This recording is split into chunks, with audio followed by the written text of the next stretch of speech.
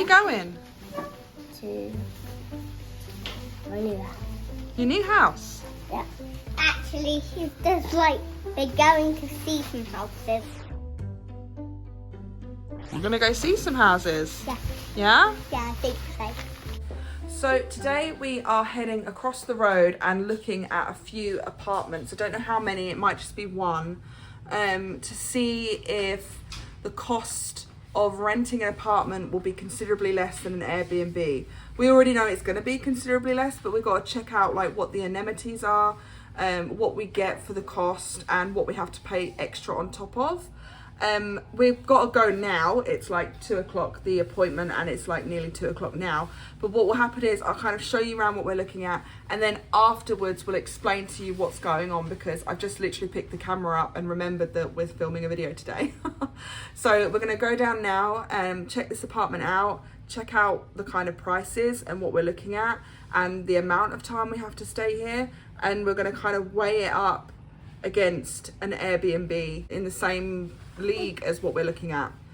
So hopefully we'll like it, hopefully it will be what we want and it will tick the boxes. If not, we're happy to stay in the Airbnb, but we just want to try and find some things that are a bit less in cost so that we can kind of make this a longer trip.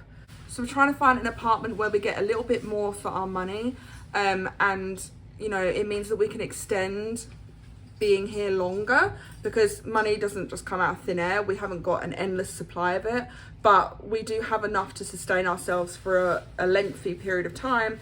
We just want to be able to kind of get most out of what we've got and check out kind of the average apartment price and what we're looking at around here. So we're going to go now because we're running late. So we'll catch you in a bit. You excited to see it? Yeah, it's very different. Yeah. So for the past week and a half now, we've been staying in Makati, which is pretty much the central like business area of Metro Manila. It's been really nice and we've really enjoyed it, haven't we? And the reason why we're in Makati and the reason why we're not on an island at the moment is for multiple different reasons. So we haven't really discussed with you kind of why we're staying here for so long or what we're doing, but since going up to Baguio and coming back, we found that that very fast-paced travel is too quick for us, and it does get quite expensive quite quickly, and we found that with the kids and both of us, we just found it quite exhausting. So we're not going to go as fast as we've been going, but you've got to say there are many things to visit on the Luzon island. Yeah, exactly. Like, we don't want to hop onto another island and realise how much we've missed here in Luzon, because it's such a big island.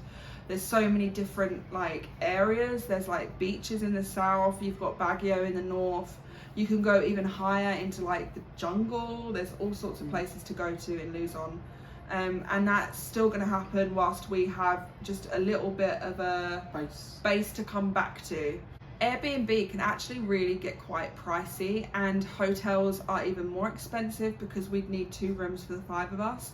So unless we do hostels, the best kind of situation we found, like the best thing that we can do is to rent somewhere short term, because 6 months is short term. Okay, yeah. Short term, and pay a monthly fee, and then during the time we're staying there we can always get buses down to the south, or we can fly out and go to an island for a week. We can do things like that more than if we didn't have a base and we were paying out constantly for different types of accommodation, travel, trying to find where we're going all the time. Be a good boy, yeah? Okay. So in order to kind of make this more sustainable for us to do a more of a long-term trip, which is what we were always thinking of, rather than a quick month turnaround and then leave and go somewhere else. We never wanted to do the Philippines that quickly. We really wanted to take our time with the country and immerse ourselves into the world here. So we found that it would probably be a better idea to find an apartment for a lot less than what an Airbnb cost would be, because obviously Airbnb adds fees on top of fees, and then that makes the price overall per night more expensive in the long run. So we reached out to the person who owns the apartment we're currently staying in, and the first price was quite high. Yeah, We're English. talking around 65,000 pesos. And in English, that's £1,000 a month, which is for the Philippines. It was almost double what we were expecting to pay for renting accommodation. When we first started, we put a budget of around £300 to £400 max per month. Yeah, I mean, we would go as high as around £600 in the UK. I don't know what that is in pesos, but So I negotiated with the lady and she came further down, but it still was quite high. Yeah. We were paying around £800 a month, which we could afford, but it would mean that our budget would be stretched further, and if things didn't work out as well, our stay in the Philippines would be lower. So Kev actually bumped into a couple who are from Dutch, Denmark. And then we bumped into them again in the lobby downstairs, and they are staying here in the apartment we're currently in the building we're in, for 6 months, I think, or a year. No, sorry, a year. They've got their lease for a year. And when they asked us how much we were gonna look at paying, they pulled like the biggest face. And we were like, oh, is that a lot or is that not enough? And they was like, no, that's crazy. So they basically gave us their real estate lady's number, and we went to see her today, and she showed us a couple of apartments in a building literally next door, and we had a look at it, and the price of that kind of condo, I guess that's what they're called, aren't they? Condo.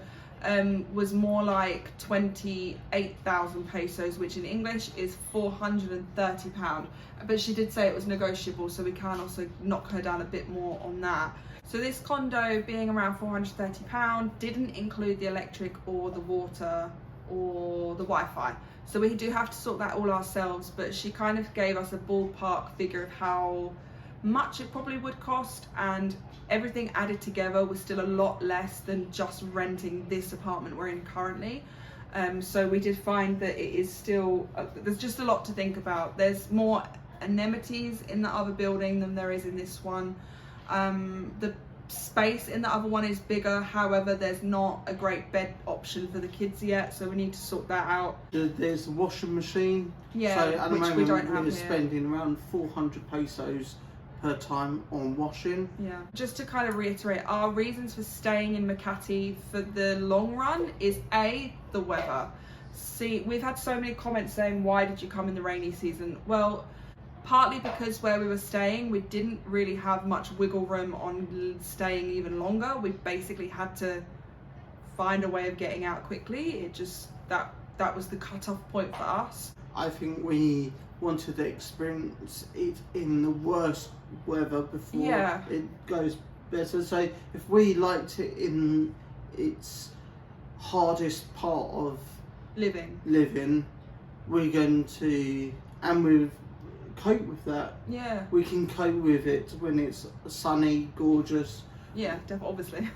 So yeah, it's like, I don't want it to be like a holiday where you just go there for the sun, and then when the rain comes you're like, oh, I hate you don't know this. how to cope or what to do with yourself. No, so, and also it's the heat adjustment. So we know in rainy season the humidity is higher and it gets a little bit cooler and drier towards Christmas. But we wanted to just introduce ourselves to the heat gradually and not come in like super summer or spring, because I wouldn't want to come here when it's baking hot, hate it, and then leave because we just couldn't cope with the heat. We've got to acclimatise ourselves slightly, because in the UK, your summer is like, we wouldn't even ever have experienced it before ever. Our summer is like Baguio's winter, so that's how cold UK is. UK is very cold. We can get to like -1, -2 in winter, and in summer 25, 26. So Manila is usually around 30, 31, up to 40, and that's very hot, and that's rainy season weather.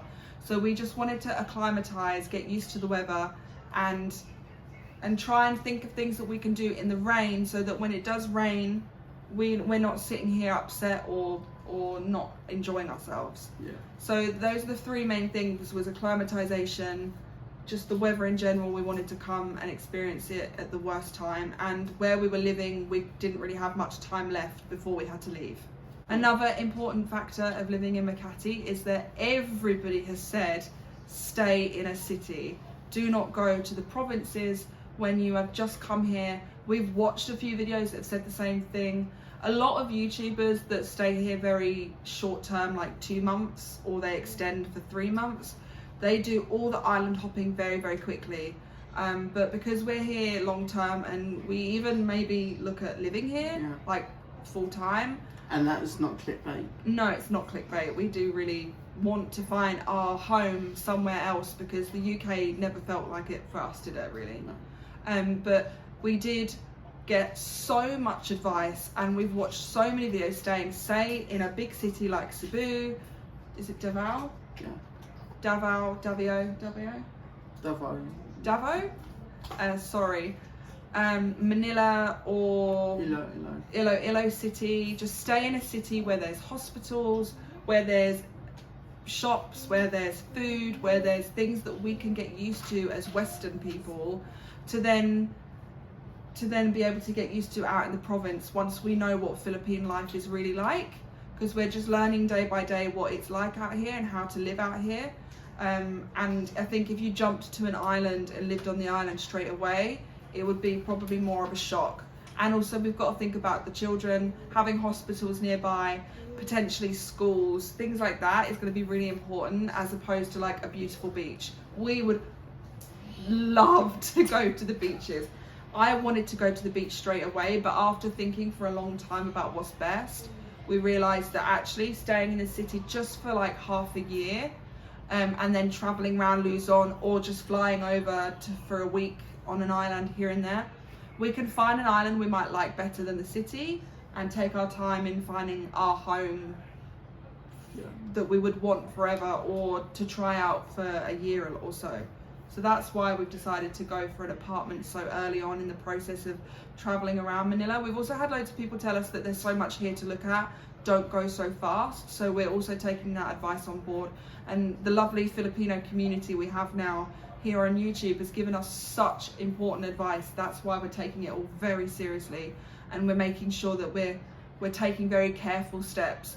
It's not a very rural experience. It's not like a backpacker experience or a proper traveling experience like some travelers would tell you off for. We are being a little bit cautious and just taking our time. But I think that also comes being a parent. Yeah, exactly. Being a parent, we have to think about those three first before we think about ourselves. Me and Kev could go around hosteling and going around all the islands now, but that would be easy for us to. It'd be cheaper, it'd be easier, and we don't have to think about always looking to see how the kids are doing. Having a stable base to be able to cook and clean and come home after the day and home educate, those are the things we need to look at to be able to make this a long-term project, hopefully. So that is why we've decided to stay in Makati. It doesn't mean that we're only going to be doing things in Makati. Hopefully we'll get to be able to travel outside of it. We really wanted to look at, is it Batangas? The beaches in Batangas, and go down and look at Tagaytay and the volcano, and all that looks amazing. So we really are excited to just be able to plan and take our time in a home that we can call ours for a little bit at least, until we've decided where our real home will be eventually. So I hope that makes some sense to you, and I hope that you aren't disappointed that we're not going straight out to the islands. We really hope to get out there soon, but we need a lot to happen before we can make all of that happen. We need to kind of work on stuff ourselves behind the scenes, and yeah, hopefully this is the start of something amazing. We're really sorry we didn't get to show you the apartments. The real estate lady had a baby and it just was very quick. everything was running very late, so we just had to go and do it quickly, but we will give you a little show of the room when we eventually move, if we decide that's what we want.